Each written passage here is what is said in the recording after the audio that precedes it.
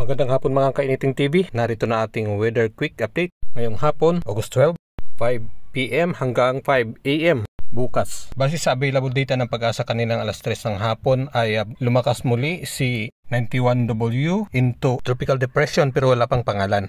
Malayong malayo na po siya sa ating PAR at posibleng lalapit po ito sa Tokyo, Japan sa susunod na mga araw habang ito'y lumalakas. Sa ngayon, apektado pa rin ng hanging habagat ang Luzon at western sections ng Visayas. Dahil dito, magiging maulap ang kalangitan, may kalat-kalat na pagulan, pagkulog at pagkidlat sa Batanes, Babuyan Islands, Ilocos Region, Benguet, Zambales at Palawan. Sa Metro Manila, natitirang bahagi ng Luzon, western Visayas at Negros Island Region ay bahagyang maulap hanggang maulap ang kalangitan, bihirang pag-ambon, pagkulog at pagkidlat. Localized thunderstorms naman ang nagpapaulan ngayon sa malaking bahagi ng Mindanao at eastern Visayas. Pero hindi naman po yan magtatagal, makalipas po ang